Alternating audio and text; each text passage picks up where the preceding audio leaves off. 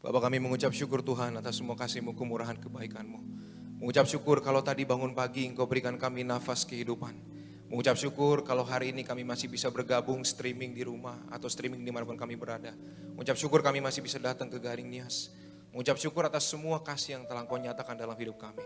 Hari ini kami percaya Tuhan yang kemarin nolong kami adalah Tuhan yang sama, yang menolong kami hari ini dan hari depan. Kami percaya Yesus yang setia, Yesus yang tidak pernah meninggalkan kami. Itulah Yesus yang ada buat kami seumur hidup kami, bahkan selama-lamanya. Maka hari ini Tuhan, kami mau datang untuk mendengarkan firman-Mu dan kebenaran firman-Mu yang akan memerdekakan kehidupan setiap kami. Pakai hamba-Mu ini Tuhan untuk menyampaikan isi hati-Mu. Sembunyikanlah hamba di balik kaki salib-Mu. Biarlah hamba tidak mencuri kemuliaan-Mu dan hanya nama Yesus Kristus yang ditinggikan. Di dalam nama Tuhan Yesus Kristus, setiap kita yang diberkati, yang percaya, sama-sama kita katakan amin. Berikan kemuliaan untuk Tuhan Yesus, saudara. Haleluya, puji Tuhan. Silakan duduk saudaraku semuanya. Shalom. Kurang semangat, shalom. Haleluya, puji Tuhan. Saudara, hari ini kita akan punya waktu kurang lebih 30 menit ke depan. Kita akan belajar tentang teguran yang nyata atau berbicara tentang Yesus. Berbicara tentang Jesus purpose atau tujuannya Yesus. Nah saudara, perhatikan baik-baik bahwa gak salah punya pemikiran bahwa Tuhan adalah Tuhan yang punya katakanlah sifat yang kuat, karakter yang keras, atau sifat yang juga tegas, sifat yang adil, sifat yang setia. Ada begitu banyak sifat Tuhan yang kita pelajari dari case by case. Dari setiap kejadian demi kejadian, dari setiap suatu perjalanan hidup, entah itu dari Alkitab, entah itu dari perjalanan hidup kita sendiri. Tapi hari ini saya ingin mengajak saudara untuk belajar satu hal mengenai apa itu Yesus di balik kesejukannya, di balik damainya, di balik sukacitanya. Maka saudara, hari ini kalau saudara bawa Alkitab, kalau saudara bawa HP, saudara nanti boleh ikut sama-sama membuka, atau saudara yang tidak membawa Alkitab, saudara nanti bisa melihat ke depan, saudara akan bisa lihat di TV mengenai firman-firman Tuhan yang akan kita pelajari hari ini. Jadi judul khotbah saya adalah teguran yang nyata. Saudara, seringkali kita orang-orang Kristen yang udah lama, kita sering ke gereja, kita sering beribadah, kita mengaku kita mengenal Tuhan Yesus Kristus. Kita bangga sebagai anak Tuhan, kita bangga sebagai hamba Tuhan, kita bangga sebagai pelayan Tuhan atau pengikut Kristus. Dan saat kita bergereja, beribadah, melayani, kita datang ingin menemukan hadirat Tuhan, kita ingin mengenal Tuhan lebih dalam setiap ibadah dan lain sebagainya. Dan akhirnya kita ingin mencari tujuan hidup kita lewat setiap kegiatan ibadah yang kita ikuti, setiap firman Tuhan yang kita baca, setiap pujian penyembahan, setiap kegiatan kekristenan yang kita ikuti. Tapi saudara, saya terbesit ketika sebelum saya membuat khotbah ini, saya minta petunjuk sama Tuhan. Sebenarnya Tuhan, yang paling penting sebelum kami menemukan tujuan hidup kami, sebenarnya apa tujuanmu datang ke dunia ini? Apa tujuan Yesus? Karena tujuan saudara dan saya sebagai pengikut Kristus adalah semestinya inline atau sama seperti halnya tujuan Kristus. Itu sebabnya kalau orang mengaku Kristen, maka tujuan orang tersebut harus sama dengan tujuannya Yesus. Tapi kita mau belajar, apa sebenarnya tujuan Yesus ketika Yesus datang di dunia ini buat saudara dan saya. Kita buka dari Yohanes 3 ayatnya yang ke-16 sampai ke-17. Akan dibacakan oleh tim saya, Vino. Yohanes 3 ayat 16 dan 17 demikian firman Tuhan. Karena begitu besar kasih Allah akan dunia ini, sehingga ia telah mengurniakan anaknya yang tunggal, supaya setiap orang yang percaya kepadanya tidak binasa, melainkan beroleh hidup yang kekal. Sebab Allah mengutus anaknya ke dalam dunia bukan untuk menghakimi dunia, melainkan untuk menyelamatkannya oleh dia. Demikian. Perhatikan baik-baik saudara, di sana ada kata bahwa sebab Allah mengutus anaknya ke dalam dunia bukan untuk menghakimi dunia, melainkan untuk menyelamatkannya oleh dia. Jadi Yesus datang bukan untuk menghakimi dunia, tetapi untuk menyelamatkannya. Dan ini sangat penting. Kenapa? Karena kadang-kadang kita salah dalam menggambarkan Tuhan. Mohon maaf, mungkin saudara punya gambaran masing-masing mengenai Tuhan di dalam hidup saudara. Contoh, saya bertiga saudara, bersaudara ada 3. Abang saya yang paling tua namanya David, yang kedua kakak saya Sandra, dan saya yang ketiga Jonathan. Kami masing-masing punya cara yang berbeda dalam berkomunikasi, dalam katakanlah menjalin interaksi sama orang tua kami atau sama papa kami, let's say, sama bapak kami. Ya, cara abang saya ke papa saya beda dengan cara kakak saya. Cara kakak saya beda dengan cara abang saya dan cara saya. Cara saya beda dengan cara kakak-kakak saya. Saya punya sepupu, ada dia bapaknya kebetulan dari militer, dianya juga akmil. Dia punya adik-adik bukan akmil. Ketika anak yang paling tua yang akmil, kalau ngomong sama bapaknya, siap izin bapak, siap izin bapak, siap salah bapak. Tapi ketika adik-adiknya ngomong sama bapaknya, ya pak kenapa pak? Ya pak yang lagi gimana pak? Santai, beda. Gitu. Artinya apa? Setiap anak punya pemahaman, punya perspektif yang masing-masing beda terhadap bapaknya. Tetapi itu tidak menjadikan suatu masalah atau soal. Kenapa? Karena setiap anak dicintai oleh bapaknya. Nah kadang dari kita lupa. Kita pikir pemahaman kita kepada Tuhan adalah yang paling benar sehingga kita merasa cara orang lain salah. Kita mulai membeda-bedakan. Kita mulai memisahkan. Itu sebabnya saudara harus perhatikan baik-baik. Kata menghakimi dunia di sini asal katanya adalah dari kata krino, bisa ditampilkan. Ya. Kata menghakimi dari Yohanes 3 ayat yang ke-16 sampai ke-17 ini adalah asal katanya krino. Katakan bersama saya krino. Krino itu artinya memisahkan dalam terjemahan bahasa Yunani. Ya. Sementara dikatakan di Injil Yohanes ini Tuhan datang bukan untuk krino melainkan untuk ozo. Katakan bersama saya ozo. Ozo itu artinya menyelamatkan. Kalau sama misalkan dengan tanda kalau orang dalam keadaan darurat, misalkan ada suatu kecelakaan di laut atau apa, mereka kasih tanda SOS. Apa itu SOS? Save our souls, selamatkan jiwa kami. Nah saudara perhatikan baik-baik, banyak orang hari-hari ini, mohon maaf, kita lihat dunia itu sudah semakin memisah-misahkan. Contoh ada begitu banyak gerakan. Kemarin kita dengar yang paling heboh, Black Lives Matter. Memisahkan ras. Ada lagi memisah-misahkan ya antara orang-orang ya yang dipisahkan karena Covid misalkan, terpisahkan karena status penyakit, terpisahkan. Tapi Tuhan datang bukan untuk memisahkan, melainkan untuk menyelamatkan. Maksudnya apa Pak? Maksudnya adalah begini saudara. Hari-hari ini saudara harus paham, menjadi mental seorang Kristen, menjadi mental seorang pengikut Yesus, kita ada bukan untuk menjadi batu sandungan orang lain. Kita ada bukan untuk menjadi intimidasi buat orang lain. Kita ada bukan untuk menjadi memojokkan orang lain. Tapi kehadiran kita harusnya ada untuk menyelamatkan orang lain. Karena tujuan Yesus itu bukan memisahkan, tapi tujuan Yesus itu untuk menyelamatkan.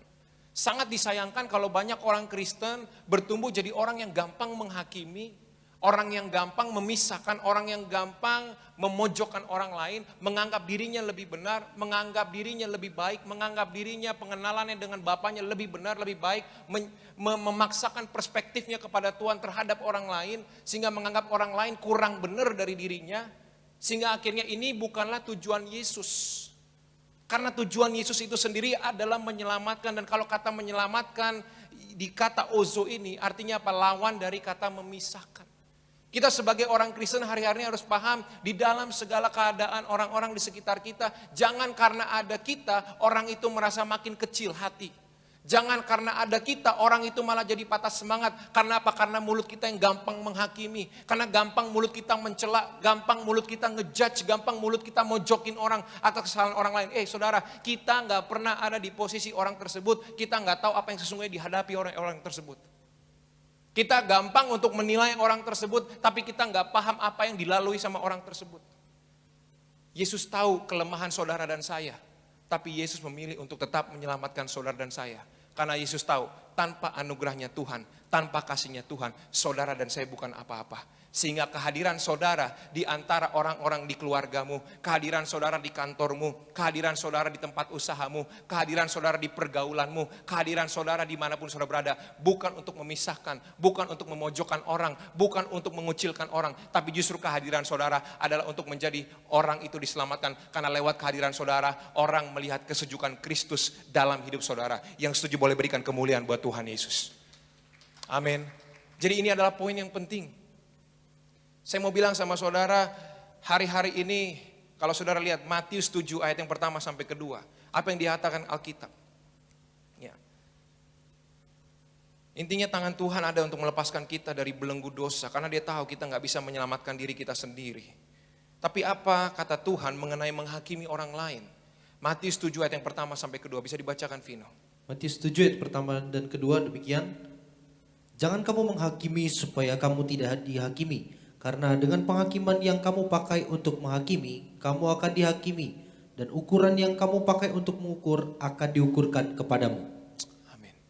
Saudara perhatikan baik-baik. Waktu kita ngomongin orang, waktu kita gampang nilai orang, cara kita ngukur orang itu yang dipakai sama Tuhan. Kadang-kadang ya orang lagi susah, orang lagi sakit. Lu tau gak dia tuh begini karena begini. Enak bener kita ngomongin orang kayak gitu. Orang lagi kena sakit, orang lagi susah, orang lagi ngadepin sesuatu, kita bilang, lu tau gak, karena tuh dia tuh dulu begini. No. Jangan ada diri kita untuk menghakimi orang. Saya mau bilang sama saudara, Tuhan bisa pakai penyakit untuk kemuliaannya dia. Tuhan bisa pakai adanya kecekcokan di dalam rumah tangga untuk memuliakan dia. Karena Tuhan bekerja di atas segala hal untuk mendatangkan kebaikan. Dan kebaikan yang utama apa? Kemuliaan bagi Tuhan. Maka jadi orang Kristen kita harus punya apa? Purpose-nya Yesus, tujuannya Yesus harus menjadi tujuan kita. Kalau tujuan kita tidak sama dengan tujuan Yesus, berarti itu bukan tujuan seorang Kristen. Hakim-Hakim 2 ayat yang ke-18 berkata demikian.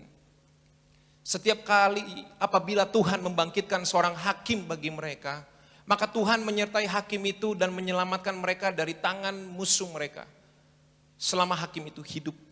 Sebab Tuhan berbelas kasihan mendengar rintihan mereka karena orang-orang yang mendesak dan menindas mereka.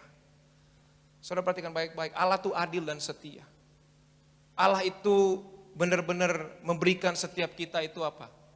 Dia tahu kelemahan kita, dia berikan kita perlindungan. Maka dengan adanya keberadaan kita sebagai orang Kristen, saudara, saat-saat ini ketika kita menghadapi masa-masa sulit, orang Kristen itu butuh yang namanya kekuatan. Dan kekuatan itu apa? Ngomongin tentang apa? Kasih kekuatannya Tuhan. Do not use your finger to point someone's fault. Jangan gunakan telunjuk ini untuk menunjuk kesalahan orang. Tapi pakai telunjuk ini untuk mengajak orang itu menuju kepada Yesus. Use your finger to them to get into Jesus. Pakai jarimu untuk mengajak orang itu melihat Yesus. Kenapa? Karena jari ini ketika kita bawa orang yang dalam kesulitan, orang yang lagi susah, orang yang memang salah, orang yang memang ngaku dia salah, orang yang memang mungkin salah langkah. Kalau jari ini kita pakai untuk nunjuk orang tersebut, nunjuk kesalahannya, nunjuk setiap kekurangannya, maka orang ini tidak akan menemukan jalan. Tapi ketika kita pakai jari kita untuk mengarahkan orang ini kepada Tuhan, maka dia menemukan jalan. Kenapa? Karena Yesus yang berkata, I am the way, the truth, and the life. Karena Yesus yang berkata, akulah jalan, kebenaran, dan hidup. Ada amin, saudara? So hari-hari ini saya mau bilang sama saudara, tinggi rohani tidak menjadikan kau lebih baik ketika engkau mengejudge orang lain. Keseringanmu dalam membaca Bible, kejagoanmu dalam worship, kepintaranmu dalam berkhotbah, kebaikanmu kepada orang dan lain sebagainya tidak menjadikanmu lebih baik dari orang lain ketika engkau mengecilkan orang atas kelemahannya. Sebab itu bukan bagian dari tujuan Yesus, karena Yesus tidak mengenal krino, dia mengenal ozo. Yesus datang bukan untuk memisahkan atau menghakimi, tapi Yesus ada untuk menyelamatkan. Maka hari ini saudara, harusnya orang Kristen, harusnya kita datang untuk saling merangkul, untuk saling mendukung, saling mendoakan, saling mengasihi. Karena di situ terdapat kekuatan, dan kekuatan itu akan menjadikan orang tersebut bertobat, dan ketika dia bertobat, nama Tuhan dimuliakan, hidupnya diselamatkan. Yang setuju boleh berikan kemuliaan buat Tuhan Yesus. Amin. Saya mau bilang sama saudara, ini adalah cara kekristenan. Yesus itu sejuk, Yesus itu damai, Yesus itu kasih. Pak, kita tinggal di negara hukum, Pak, dan di saat kita melanggar, kita akan bertemu penegak hukum dan para hakim. Tapi apa artinya, Pak, kalimat jangan kamu menghakimi supaya kamu tidak dihakimi? Apakah ini berarti kita nggak bisa memberitahukan seseorang ketika dia menuju jurang kehidupan? Atau kita nggak boleh negur orang yang berbuat dosa? Atau mungkin kita nggak bisa membedakan mana yang benar, mana yang salah? Tidaklah demikian. Karena kita diberikan sama Tuhan roh untuk kebenaran. Jadi tentu boleh menegur seseorang. Tetapi yang tidak boleh adalah main hakim sendiri. Main hakim sendiri bukan cuma ngomongin tentang kita kasih penghukuman sendiri. Main hakim sendiri adalah kita memudah menyimpulkan sesuatu dalam hidup seseorang. Kalau ada orang susah, jangan pernah buat kesimpulan. Kenapa? Karena kamu harus tahu Tuhan datang untuk menyelamatkan orang itu. Tapi antara kita sama Tuhan ada satu sosok yang paling gak doyan sama kita. Namanya siapa? Iblis. Kalau saudara tahu tentang sidang ilahi, kalau saudara belajar perjanjian lama, di dalam kitab perjanjian lama itu diambil dari kitab naskah aslinya itu naskah Laut Mati. Naskah Laut Mati ini adalah kitab-kitab kumpulan yang dimasukkan di kendi-kendi dalam bahasa Hebrew sejati. Dan di dalam kitab-kitab itu saudara, sons of God atau anak-anak Tuhan enggak cuman ngomongin tentang malaikat, tapi anak-anak Tuhan juga ngomongin tentang malaikat yang jatuh. Dan kerjaannya malaikat yang jatuh atau iblis adalah ingin memisahkan manusia dari kasihnya Tuhan. Sehingga saya mau bilang sama saudara, iblis waktu kejadiannya Ayub. Ayub itu apa? Ayub itu orangnya kurang saleh seperti apa lagi. Tapi iblis gak puas, kenapa? Karena Ayub tahu kasihnya Tuhan. Maka sama iblis dibilang, dia intervensi. Tuhan ambil dong keluarganya, ambil dong hartanya, bikin dia sakit. Supaya apa? Supaya Ayub dibikin supaya kecewa dari Tuhan. Maka saya mau bilang sama saudara, ketika ada sesuatu yang gak baik terjadi dalam hidupmu, itu bukan kerjaan Tuhan. Tapi itu cara iblis mengintervensi, cara iblis mengintimidasi, supaya saudara lupa sama kebaikannya Tuhan, sama karya Tuhan yang menyelamatkan saudara dan saya. Tapi saya mau bilang sama saudara, ketika engkau menghadapi hal yang gak enak saat ini, mungkin di dalam keadaan susah seperti ini, engkau menghadapi keadaan yang gak enak di kerjaan, engkau menghadapi keadaan enak dalam kesehatanmu, ada menghadapi penyakit, atau mungkin kau sedang menghadapi satu tantangan dalam keluarga, menghadapi satu tantangan di studimu, di sekolahmu, dalam usahamu, dalam bisnismu, dalam hubungan suami istri, dalam hubungan orang tua dan anak. Kalau sekarang ada sesuatu yang buruk terjadi, saya mau bilang sama saudara, itu cara iblis mengintervensi dan mengintimidasi. Tapi yang perlu engkau lakukan adalah mengingatkan Tuhan kembali akan belas kasihannya. Karena Tuhan tidak pernah datang untuk memisahkan saudara dari kasihnya.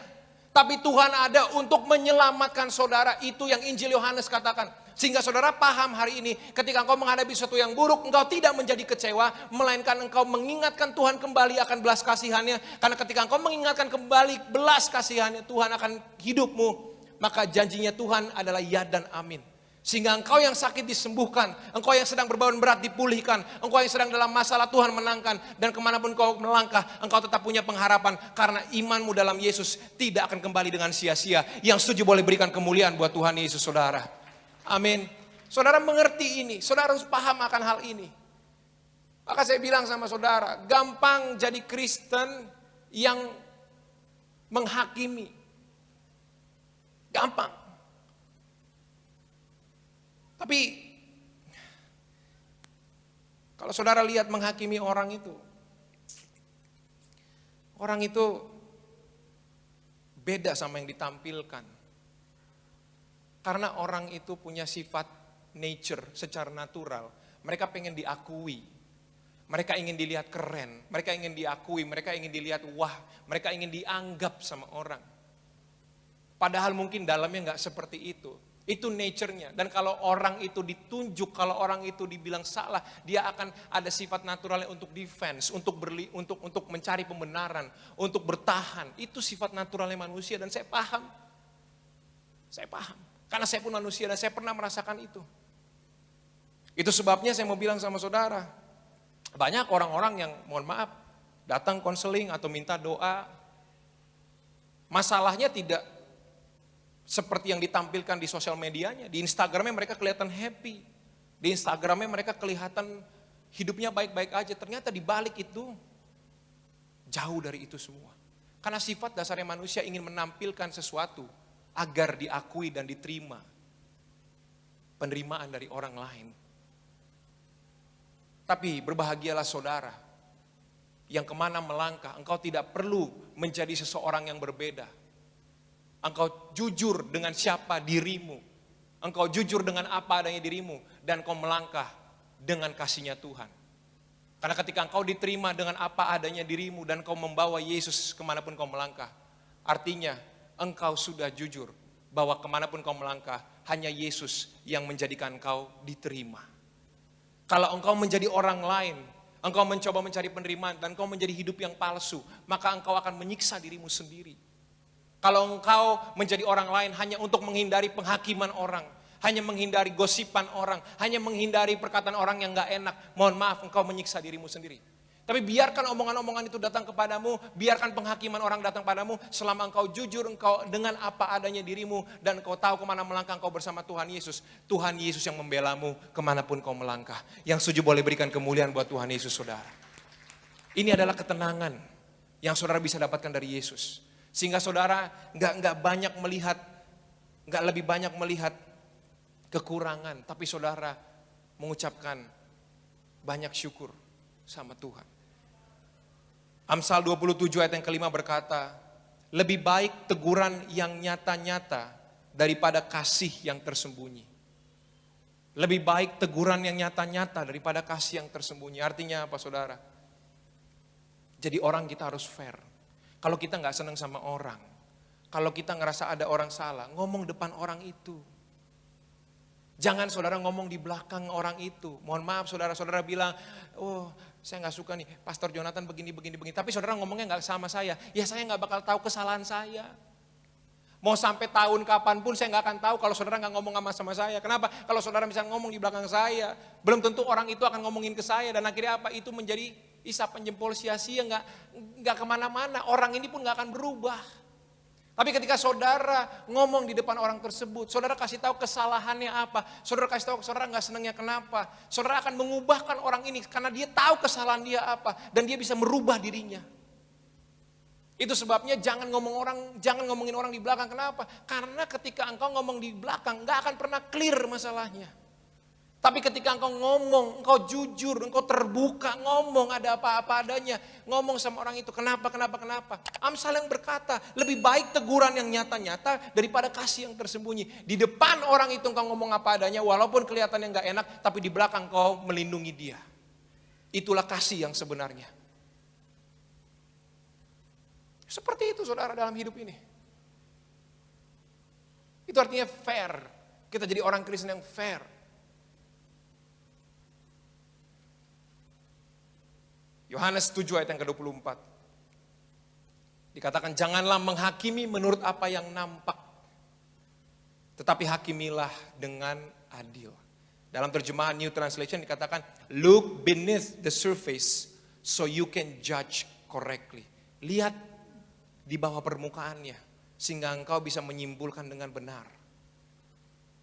Satu kutipan dari Anonymous saya ambil dikatakan when you judge another, you don't define them, you define yourself. Ketika engkau menghakimi orang, ketika engkau ngeritik orang, dalam artian engkau menghakimi, engkau tidak mendefinisikan orang tersebut, engkau justru mendefinisikan dirimu sendiri. Ya. Kalau kita gampang nilai orang lain, mohon maaf, bukankah kita juga jauh dari kata sempurna? Saya pun bukan pribadi yang sempurna. Karena saya percaya yang sempurna adalah Yesus. Sebab kalau manusia udah sempurna, manusia gak butuh yang namanya Tuhan. Tapi kenapa Tuhan izinkan manusia gak sempurna? Supaya di situ titik manusia selalu membutuhkan Tuhan. Jangan menjadi gampang untuk menjadi hakim bagi orang lain.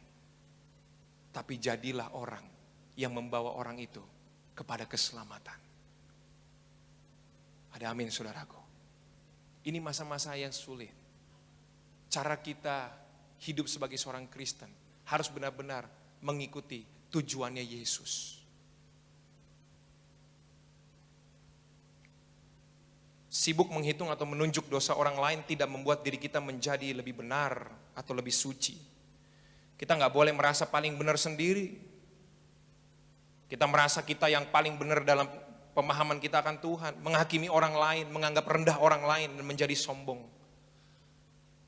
Matius 7 ayat yang ketiga sampai kelima dikatakan, mengapakah engkau melihat selumbar di mata saudaramu, sedangkan balok di dalam matamu tidak engkau ketahui? Bagaimanakah engkau dapat berkata kepada saudaramu, biarlah aku mengeluarkan selumbar itu dari matamu, padahal ada balok di dalam matamu?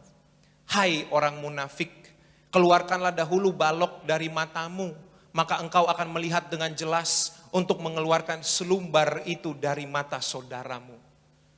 Roma 2 ayat yang ketiga dikatakan, dan engkau hai manusia, engkau yang menghakimi mereka yang berbuat demikian, sedangkan engkau sendiri melakukannya juga. Adakah engkau sangka bahwa engkau akan luput dari hukuman Allah? Ngeri banget. Kadang-kadang kita ngeritik-ngeritik orang, kita nunjuk-nunjuk orang, padahal kita sendiri ngelakuin. But that's the truth. Muridnya Yesus tahu akan hal ini, dan hal ini terjadi berulang-ulang dari zaman Yesus sampai sekarang. Dan akhirnya banyak yang menjadi sekedar ahli Farisi, sekedar ahli Taurat, daripada jadi murid Yesus yang sejati. Yakobus 4 ayat yang ke-6 dikatakan, tetapi kasih karunia yang dianugerahkannya kepada kita lebih besar daripada itu. Karena itu ia katakan, perhatikan baik-baik, Allah menentang orang yang congkak atau sombong, tetapi mengasihani orang yang rendah hati. If you judge people, you have no time to love them. Kalau engkau kebanyakan menghakimi orang, engkau gak punya waktu untuk mencintai orang tersebut. Kadang-kadang kita terlahir untuk melihat apa yang salah dalam diri seseorang, dan kita tidak terlatih untuk melihat apa yang benar dalam diri seseorang. Saya jadi teringat waktu masa kecil, kalau zaman-zaman terima raport, mama papa saya pasti akan melihat mana yang raport saya angka merah, tapi mereka tidak melihat mana yang tinta hitam. Kalau tanpa disadari kadang-kadang kita jadi orang tua, kita cari kelemahan anak kita, bukan apa yang jadi talenta atau kelebihan yang Tuhan kasih. Padahal mungkin ketika dia dapat angka merah, itu bukan talentanya. Mungkin itu bukan bidangnya. Tapi kita paksa supaya semuanya baik, supaya seakan-akan orang ini bisa jadi anak yang sempurna. Padahal orang gak ada yang sempurna, karena tiap orang punya bakat dan talenta, punya kelebihannya masing-masing dari Tuhan. Dan setiap orang dipakai pada bidangnya masing-masing. Makanya kalau saudara perhatikan baik-baik, Bonerges punya visi misi buat anak muda, menjadi generasi the best and the biggest di bidang masing-masing. Bukan ngomong di segala bidang, tapi di bidang masing-masing. Karena kenapa? Kalau kita cuma ngelihat dari kekurangan-kekurangannya kita nggak pernah ngelihat apa yang Tuhan tanemin yang baik dalam hidup kita. Kalau kita cuma ngelihat hidup kita kurang-kurangnya doang, kita nggak akan pernah lihat apa yang lebih yang Tuhan kasih dalam hidup kita. Sehingga kita nggak sadar bener apa yang udah Tuhan bener-bener bentuk dalam hidup kita. Kalau kita sekarang cuma ngelihat semuanya serba kurang-kurangnya, maka itu akan menutup semua yang baik-baiknya. Tapi kalau kita coba melihat, oke, mungkin kita kurang di sini dan kita punya sesuatu yang baik dari Tuhan di bidang ini, dan kita akan menghargai dan kita akan memaksimalkan apa yang menjadi kelebihan kita dari Tuhan, apa yang menjadi talenta kita dari Tuhan. Kita nggak perlu ngarapin kita menjadi orang yang perfect dalam segala hal, karena yang perfect dalam segala hal adalah pekerjaan Kristus lewat hidup kita. Yesus yang menyempurnakan segala hal dalam hidup kita, bukan kita sendiri yang menyempurnakan hidup kita. Ada amin, saudaraku. Kita nggak bisa mengucap syukur senantiasa kalau kita membiasakan diri kita melihat apa yang kurang. Kalau kita bisa mengucap syukur kalau kita cuma membiasakan diri kita untuk melihat apa yang kurang. Tapi kita akan mengucap syukur ketika kita bisa melihat sesuatu yang baik yang udah Tuhan lakukan. Kita buka dari Yohanes 8 ayat yang kedua sampai ke-11. 2 ayat terakhir. Ya. Sebelumnya, kalau saudara perhatikan baik-baik, itu sebabnya, maka kalau kita ngelihat hal-hal yang baik, kita gampang mengucap syukur. Ya kadang-kadang kalau kita ketemu, kita punya suami kita nggak sempurna. Istri kita nggak sempurna. Anak kita nggak sempurna. Menantu kita nggak sempurna. Mertua kita nggak sempurna. Orang tua kita nggak sempurna. Tapi di balik ketidaksempurnaannya itu, dia punya sesuatu yang baik yang Tuhan tanamkan. Itu sebabnya Tuhan izinkan kita menjadi suaminya, istrinya, anaknya, orang tuanya, keluarganya, dan lain sebagainya. Dalam pertemanan, di dalam pelayanan, di dalam sekolah, dalam pekerjaan. Kita mungkin punya bos gak sempurna, anak buah gak sempurna, teman rekan kerja gak sempurna, but that's fine. Tapi bukan berarti dengan ada yang begitu, kita menjadi orang yang memisahkan kasihnya Tuhan dari hidup kita. Jangan gampang untuk menjudge, jangan gampang untuk menyimpulkan sesuatu.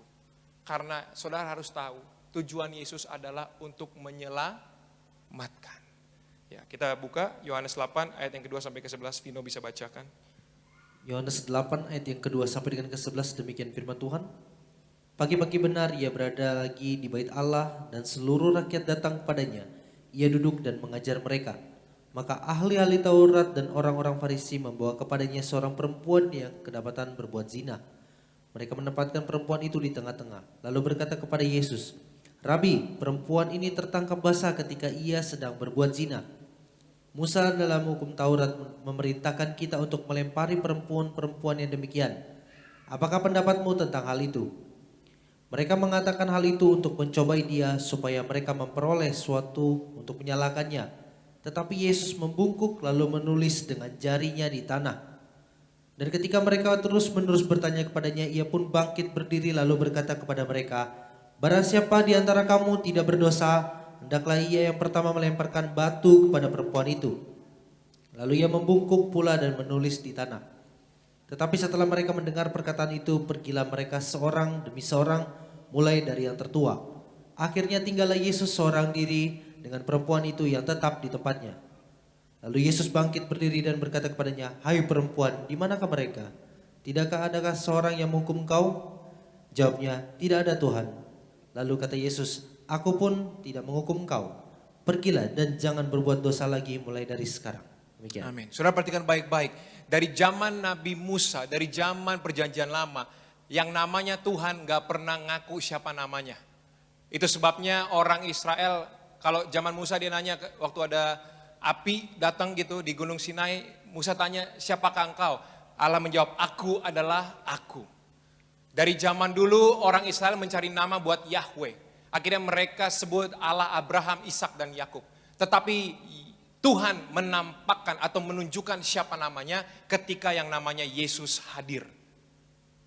Yesus hadir, di situ Tuhan punya nama.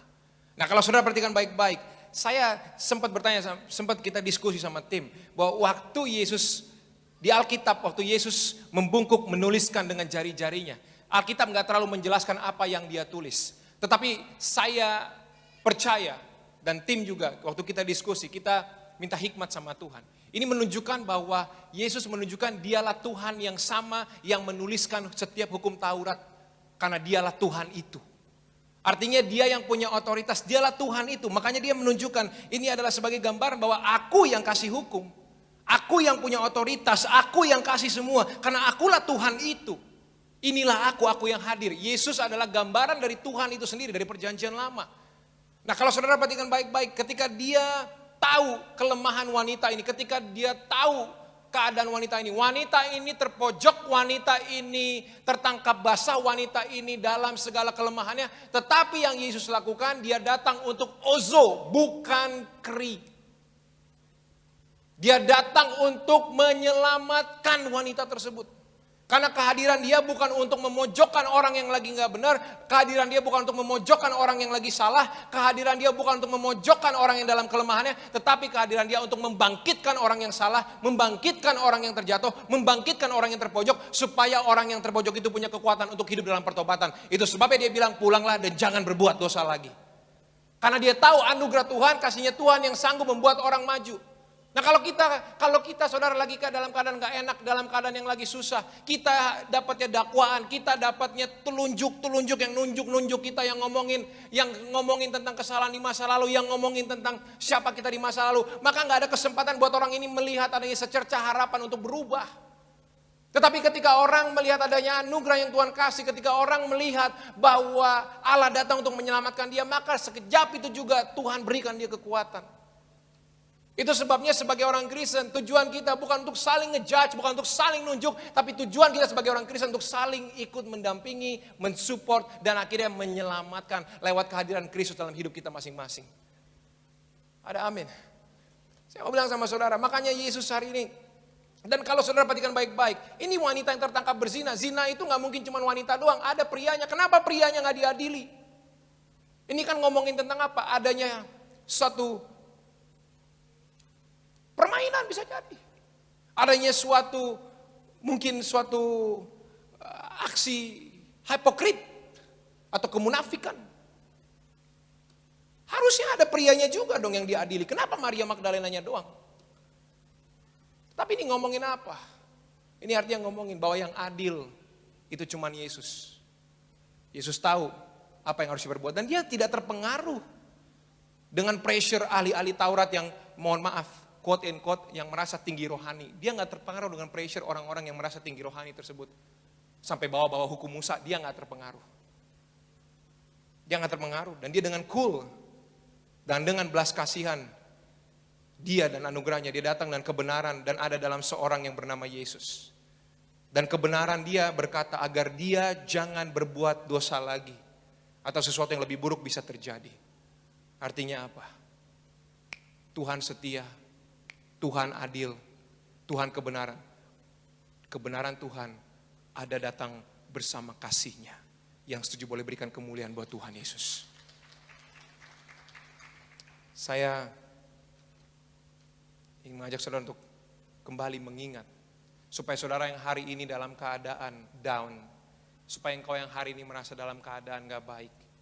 You have to remember on how huge the love of God to you. Supaya hari ini engkau yang sedang dalam keadaan kecil hati. Yang lagi merasa tertekan. Yang merasa dalam keadaan gak baik. Kamu harus ingat Tuhan peduli, Tuhan sayang sama kamu. Tuhan mencintai kamu. Tuhan tahu bahwa upah dosa adalah maut. Dan itu dinyatakan lewat firman Tuhan. Makanya kita gak boleh jatuh dalam dosa.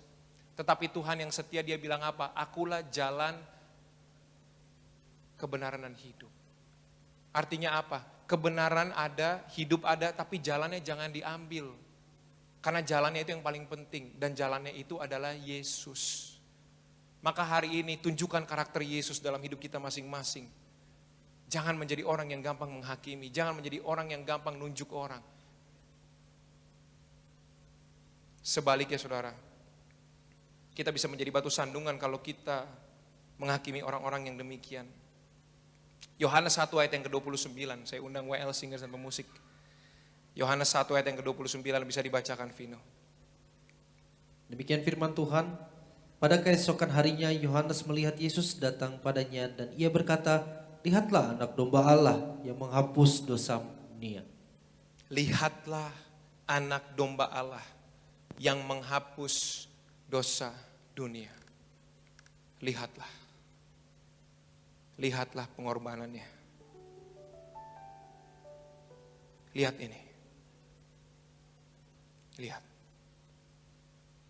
Lihat ini tubuh dan darah yang tercurah. Kau lihat. Bukan saya, bukan saudara. Dia yang pantas menghakimi. Tapi dia yang memilih untuk menyelamatkan. Dia yang pantas untuk menjatuhkan hukuman. Bukan saya, bukan saudara. Tapi dia yang memilih untuk tetap menyembuhkan. Dia yang memilih untuk tetap memulihkan. Dia yang memilih untuk tetap mengasihi. Dia yang memilih untuk tetap menyadarkan.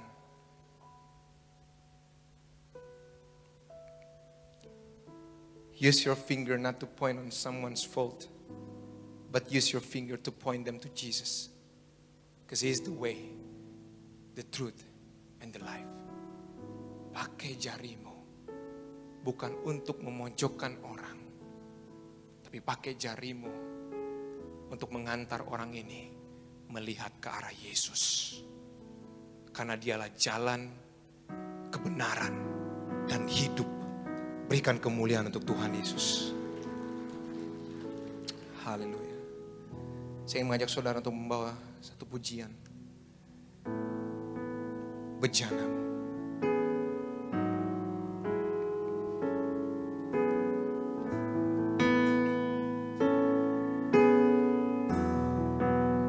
Kekuatan di jiwaku, kekuatan di jiwaku,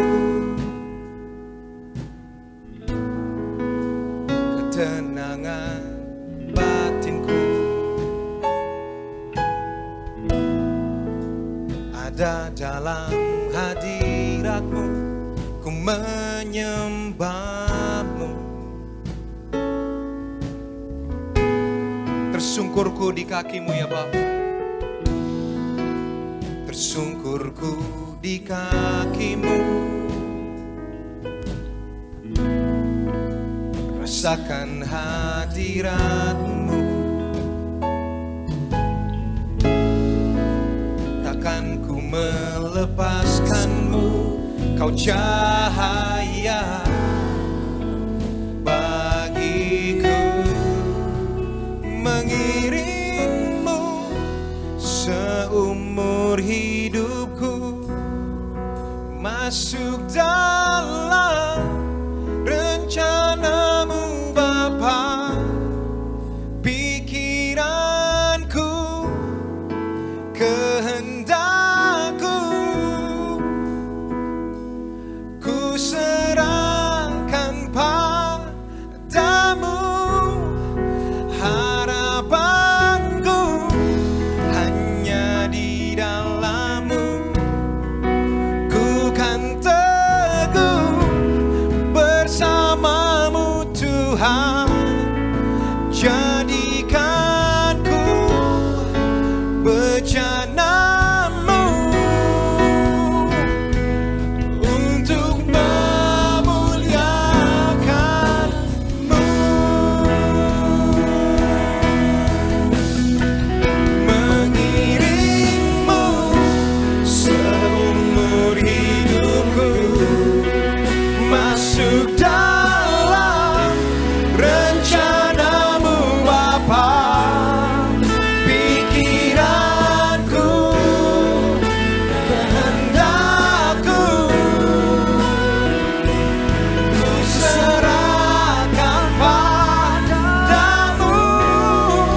Harapanku hanya di dalam-Mu, ku kan teguh bersama-Mu, bersama-Mu Bapa.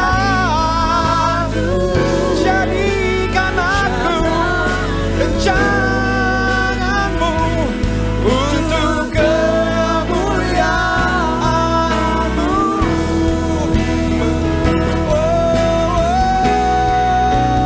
Dirimu seumur hidupku, masuk dalam rencana-Mu, rencana-Mu Bapa.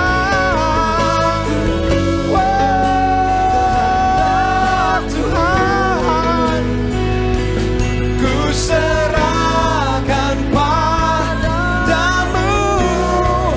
Harapanku hanya di dalam-Mu, ku kan teguh bersama-Mu Tuhan. Jadikan ku rencana-Mu, amin, untuk kemuliaan-Mu. Mari kita bersatu dalam doa. Bapa, kami mengucap syukur Tuhan. Hari ini kami belajar akan salah satu sifat Yesus. Engkau datang bukan untuk memisahkan. Engkau datang bukan untuk mengkotak-kotakan. Engkau datang untuk menyelamatkan. Maka jadikan kami orang Kristen yang punya mental bukan mudah menghakimi, tapi mudah mendoakan. Bukan mudah menghakimi, tapi mudah untuk mensupport. Bukan mudah menghakimi, tapi mudah untuk merangkul. Mudah untuk mengasihi. Mudah untuk membangkitkan iman temannya. Biarkan hari ini Tuhan, kami diubahkan. Seperti hanya firman Tuhan dalam Injil Yohanes. Engkau datang bukan untuk memisahkan, tapi Engkau datang untuk menyelamatkan. Terima kasih Bapa, terima kasih Yesus.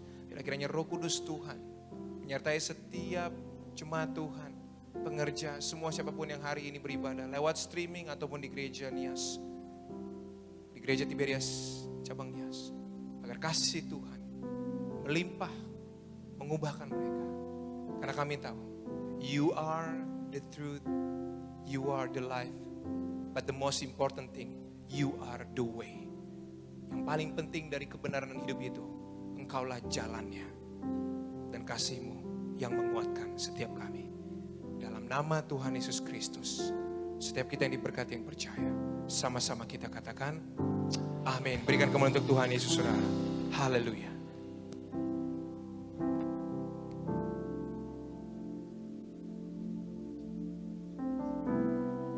Demikian kebenaran firman Tuhan yang sangat memberkati kita semua, saudaraku di dalam Tuhan. Boleh sekali lagi kita beri kemuliaan, tepuk tangan yang paling meriah buat Tuhan Yesus. Kita akan memberikan persembahan kita di siang hari ini, tapi sebelumnya mari sama-sama kita bersatu dalam doa. Mari kita berdoa. Tuhan, kami telah diajar, kami telah diberkati melalui kebenaran firman-Mu. Hari ini kami percaya kami diberkati, bahkan kami percaya iman kami telah diaktifkan melalui kebenaran firman-Mu. Materaikan firman-Mu dalam sepanjang kehidupan kami Tuhan, sehingga kemanapun kami melangkah, kami berdoa dalam nama Tuhan Yesus. Kami bukan hanya cakap sebagai pendengar firman Tuhan, tapi kami cakap sebagai pelaku-pelaku kebenaran firman Tuhan. Berkati hamba-Mu terkasih, Pastor Jojo dan keluarga Tuhan, berkati luar biasa. Kemanapun melangkah bersama dengan tim pelayanan yang ada, mereka melayani Tuhan. Semakin banyak jiwa akan dimenangkan dan tentunya nama Tuhan terus dipermuliakan. Maka juga kami berdoa Tuhan Yesus sebagai wujud rasa terima kasih kami. Di siang hari ini kami akan beri persembahan kami yang terbaik buat Tuhan Yesus Kristus. Doa kami Tuhan, setiap rupiah yang kami berikan pada saat ini dapat memperluas lagi kerajaan Tuhan di muka bumi ini. Kami mau belajar beri yang terbaik buat Tuhan Yesus, karena kami percaya bahwa Tuhan Yesus terlebih dahulu memberi yang terbaik kepada setiap kami. Kami berdoa Tuhan, setiap usaha pekerjaan bisnis kami, bahkan juga studi kami, apapun yang kami lakukan, Tuhan selalu buat berhasil dalam nama Tuhan Yesus. Inilah persembahan kami Tuhan, kami serahkan ke dalam tangan-Mu yang berkuasa di bumi dan di surga. Hanya Yesus Kristus namanya. Haleluya. Sama-sama yang diberkati Tuhan dan siap memberi, kita katakan amin. Kita mau berikan persembahan saudaraku dikasih dalam Tuhan, dan khususnya bagi saudara yang tersambung melalui program live streaming. Saudaraku dikasih dalam Tuhan, di layar saudara ada 3 nomor rekening yang tertera. Saudara bisa transferkan persembahan saudara ke sana, di mana yang pertama di rekening BCA KCU Gajah Mada 0123017771, yang kedua di Bank Mandiri Kemang Raya di 1260004328331. Saudaraku, tersedia juga bagi saudara yang ingin memberikan persembahan berbentuk US dollar. Saudara bisa transferkan persembahan saudara di BCA USD KCU Gajah Mada di nomor rekening 0123011827. Dan pastikan saudara yang transferkan persembahan hanya transfer ke nomor rekening yang tertera di layar saudara dan atas nama Gereja Tiberias Indonesia. Terima kasih buat setiap rupiah persembahan saudara berikan di siang hari ini. Tuhan Yesus memberkati setiap rupiahnya. Tiba saatnya kita akan bersatu dengan tubuh dan darah Yesus Kristus pada siang hari ini. Bangkitkan iman kita dalam Yesus. Terima kebaikan Tuhan, terima mujizat Tuhan pada siang hari. Kita menaikkan pujian syukur kita. Yesus, Kau telah mati. Hapus dosaku, tubuhmu dan darahmu Tuhan, sempurnakan kehidupanku.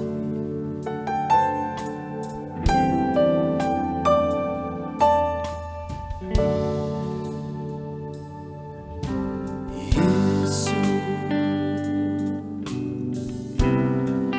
Kau telah mati bagiku, hapus dosaku. Yesus, Kau telah bangkit dari mati, kemenangan.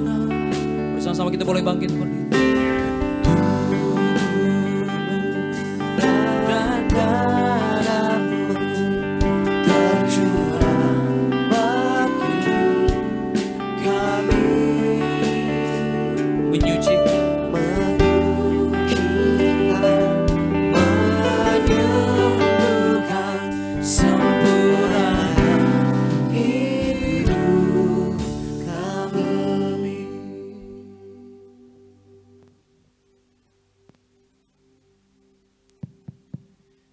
saudaraku yang sudah pegang roti, kita akan angkat roti ini akan dibentuk menjadi tubuh Kristus. Sama-sama dengan iman percaya kita katakan, dalam nama Tuhan Yesus, inilah roti yang turun dari sorga, inilah tubuh Yesus Kristus yang tertombak dan tertikam di atas kayu salib. Yang pertama yang memberikan kami bersama keluarga keselamatan, yang memberikan kami hidup kekal dalam kerajaan sorga. Yang kedua, tubuh Kristus yang ditombak, ditikam di atas kayu salib untuk menyempurnakan agar tubuh, jiwa, dan rohku sempurna sehat, sempurna untuk dibangkitkan pada hari kiamat.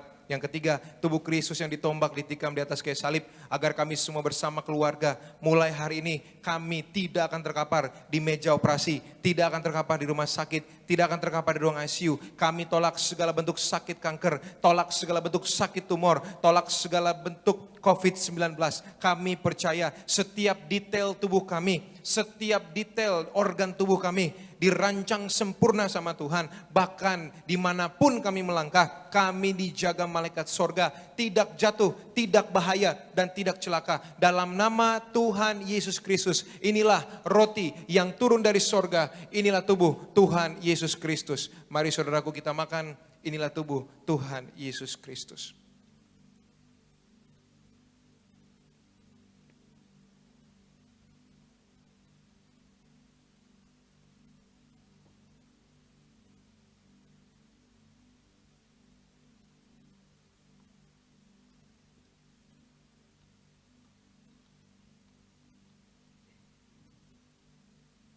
Mari saudaraku kita angkat anggur yang akan dibentuk menjadi darah Kristus. Sama-sama dengan iman percaya kita katakan, dalam nama Tuhan Yesus, inilah darah Yesus Kristus yang tertumpah, tercurah di atas kayu salib sebagai perjanjian yang baru dan yang kekal. Yang pertama, yang menyucikan dan menguduskan aku. Aku janji bertobat, menolak dosa, menolak setan-setan dan segala perbuatannya. Berkati aku bersama keluarga, jadi keluarga yang kudus. Kami tolak perzinahan, kami tolak percabulan, kami tolak poligami, kami tolak poliandri. Jauhkan keluarga kami dari perceraian, jauhkan keluarga kami dari orang ketiga. Mulut kami dikuduskan, enggak nipu, enggak dusta. Doa-doa kami penuh kuasa, tangan kami dikuduskan, enggak cemar, enggak mencuri. Apa yang kami pegang, apa yang kami kerjakan, selalu Tuhan Yesus buat berhasil. Kami tolak segala fitnah, tolak fitnah atas keluarga, tolak fitnah atas gereja. Yang kedua, oleh darah Yesus, darah anak domba Allah, kami semua termaterai jadi warga sorga. Sebagai warga sorga, kami semua berkumpul di bumi, berkumpul di sorga. Kami punya rumah di bumi, kami punya rumah di sorga. Yang ketiga, oleh tetes darahnya, oleh bilur-bilurnya, segala penyakitku hari ini juga sudah sembuh. Dari ujung rambut sampai telapak kaki, kami semua sehat sempurna. Gak sakit kepala, gak migrain, gak vertigo. Kami tolak bodoh pelupa. Aku dan anak-anakku, sekeluarga kami menjadi orang-orang yang pintar, yang pandai, yang cerdas, rendah hati, hikmat, bijaksana, punya masa depan yang indah. Oleh darah Yesus, jantung kami sempurna sehat, ginjal kami sempurna sehat, paru-paru kami sempurna sehat, darah kami, tulang-tulang kami, setiap sel darah kami sempurna sehat. Kami percaya hari ini apapun penyakit kami oleh kuasa darah Yesus Kristus sudah disembuhkan. Masing-masing saudara berdoa, apa yang jadi beban, apa yang jadi penyakit saudara, saudara minta sama Tuhan. Allah yang datang untuk menyelamatkan kau, Dia akan menyelamatkan kau dari penyakitmu, Dia yang menyelamatkan kau dari kesusahanmu, Dia yang menyelamatkan kau dari segala bencana dalam nama Tuhan Yesus.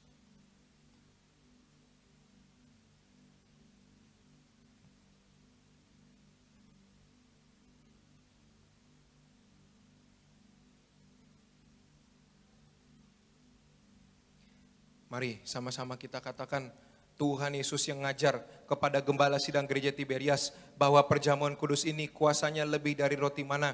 Yang pertama, bangsa Israel dengan roti mana tidur diberkati, dicukupi, gak kekurangan. Aku percaya dengan perjamuan kudus ini, saat aku tidur pun aku diberkati, aku dicukupi, gak miskin, gak bangkrut, dan tidak kekurangan. Yang kedua, bangsa Israel dengan roti mana, setiap hari jubah baru, bajunya baru, artinya mulia. Aku percaya dengan perjamuan kudus ini, aku mulia, akan terbang kawan-kawan, jumpa Tuhan Yesus, pesta di sorga. Yang ketiga, bangsa Israel dengan roti mana, selalu kasut baru, sepatu baru, artinya punya rumah majikan. Aku percaya dengan perjamuan kudus ini, aku diangkat naik, punya roh majikan, tidak jadi ekor, tapi jadi kepala, tidak gagal, tidak bangkrut, tidak hutang-hutang. Pekerjaanku, usahaku, bisnis, karir, studi, pelayanan, keluarga, segala aspek kehidupanku diberkati Tuhan 10 kali ganda, ratusan kali ganda, bahkan ribuan kali ganda dari yang tertinggi yang pernah kami raih firman-Mu, hidup kami di bumi seperti di sorga. Segala kutuk, segala penderitaan, segala penyakit sudah diangkat, sudah diselesaikan di atas kayu salib dalam nama Tuhan Yesus. Inilah darah Tuhan Yesus Kristus. Mari saudaraku kita minum, inilah darah Tuhan Yesus Kristus. Ya saudaraku yang bawa minyaknya boleh diangkat. Saya akan berdoa untuk minyak urapan. Tuhan Yesus, Engkau yang memberi perintah kepada gembala sidang gereja Tiberias, tertulis di langit untuk mengembalikan kuasa minyak urapan. Maka kami serahkan setiap tetes minyak ini dalam nama Bapa, Putra dan Roh Kudus, dalam nama Tuhan Yesus. Inilah minyak urapan yang kudus yang memuliakan Allah, memuliakan manusia. Ada pada Hakim 9 ayat yang ke-8 sampai ke-9. Inilah minyak urapan yang punya kuasa menyembuhkan orang sakit, mengusir setan dan juga roh jahat. Ada pada Markus 6 ayat yang ke-12 sampai ke-13. Inilah minyak urapan yang menghancurkan segala kutuk. Ada pada Yesaya 10 ayat yang ke-27. Dan inilah minyak urapan yang menjadikan kami lebih dari teman sekutu kami. Ada pada Ibrani 1 ayat yang ke-9. Kami serahkan setiap pot, setiap botol, setiap tetes minyak ini jadi minyak urapan yang kudus, yang penuh kuasa dalam nama Tuhan Yesus. Inilah minyak urapan yang memuliakan aku. Shemen Vilayayin Altazik. Ada minyak, ada anggur, tidak akan dirusakkan. Wahyu 6 ayat yang ke-6 dalam nama Tuhan Yesus. Hamba juga berdoa untuk setiap pokok doa yang sudah ditulis oleh anak-anak-Mu Tuhan. Baik yang sudah tertulis ataupun yang masih tersirat di dalam hati dan pikiran mereka. Hari ini kami tahu, sesuai dengan Injil Yohanes Engkau yang berkata, Engkau datang untuk memberikan ozo, artinya menyelamatkan. Maka Tuhan yang menyelamatkan setiap kata, setiap kalimat, setiap doa-doa yang sudah ditulis ini. Setiap tangisan, setiap semua ungkapan hati, setiap apapun yang mereka doakan. Mereka percaya kepadamu ya Bapa, karena mereka tahu mereka tidak akan dikecewakan oleh iman mereka dalam Kristus. Maka hari ini hamba serahkan setiap doa-doa ini ke dalam tangan-Mu ya Bapa. Biar Engkau yang selalu menyelamatkan apapun aspek kehidupan mereka di saat-saat ini. Dalam nama Tuhan Yesus. Hamba berdoa secara khusus, Tuhan kami punya iman Indonesia pasti menang atas resesi. Kami punya iman Indonesia pasti dijaga. Indonesia pasti Tuhan sayang. Maka Tuhan berkati bangsa dan negara ini. Kami serahkan pemerintahannya. Kami serahkan bangsa dan negara ini. Kesatuan persatuan NKRI tetap terjaga. Dari Sabang sampai Merauke. Tuhan yang pulihkan bangsa ini. Menang atas segala tantangan di saat-saat ini. Dan Tuhan yang akan selalu jaga bangsa dan negara Indonesia. Dan kami percaya Tuhan berikan pemulihan bagi bangsa dan negara ini. Berdoa secara khusus buat gereja Tiberias. Dimanapun gereja ini berada. Dimanapun gereja ini melayani, Tuhan yang selalu sertai, Tuhan yang selalu yaitu supply apapun yang dibutuhkan. Kami percaya Tuhan bahwa gereja ini Tuhan adakan untuk mempersiapkan yaitu jemaat menjadi orang-orang yang kudus, misionaris dan siap ke surga. Diberkati juga Bapak Gembala Sidang dengan Ibu Gembala Sidang, Bapak Dr. Yesaya Pariaji dengan Ibu Darniati Pariaji. Agar Bapak sama Ibu panjang umur, awet muda, sehat sempurna. Kemana melangkah kuasa Tuhan menyertai Bapak dan Ibu Gembala. Bersama anak cucu keluarga besar. Kami berdoa buat kakak-kakak kami, yaitu Pastor Aristo, juga Kak Argo, dimanapun dalam melayani, dimanapun berada. Tuhan selalu sertai mereka. Tuhan menyatakan kuasa di dalam setiap kegerakan mereka. Hamba juga berdoa, yaitu buat setiap jemaat Tuhan, baik yang live streaming maupun di Nias. Kami percaya hari ini kasih Tuhan melimpah atas engkau. Hari ini engkau tahu bahwa Yesus datang untuk menyelamatkanmu. Maka hari ini kesadaranmu akan Sang Penyelamat menjadikan engkau kuat, menjadikan engkau mampu untuk hidup dalam pertobatan dan kebenaran. Hamba berdoa yaitu bagi setiap pengerja, pelayan Tuhan juga di Nias, agar Tuhan berikan yaitu kesatuan hati bagi semua saudara-saudaraku. Agar Tuhan berikan mereka kekuatan di dalam pelayanan mereka. Tuhan nyatakan kuasa Tuhan dalam kehidupan mereka sehari-hari. Dan Tuhan menyertai setiap apa yang mereka kerjakan. Terima kasih Bapa, terima kasih Yesus. Maka kami serahkan hidup kami ke dalam tangan-Mu. Dan biarlah Tuhan sebelum kami tutup ibadah ini, izinkanlah hamba-Mu ini Tuhan untuk mengucapkan doa berkat. Seperti yang Kau ajarkan langsung kepada Nabi Musa.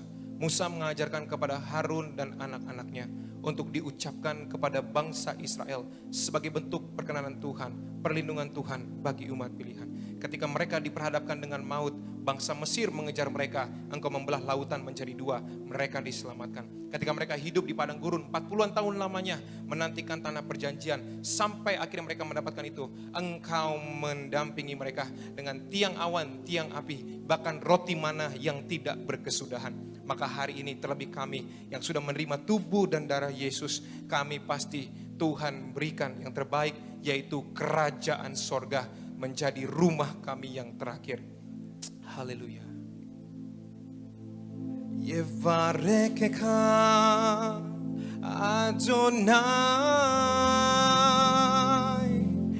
veish merecha Yair Adonai panav elecha v'chnika Isha Adonai panav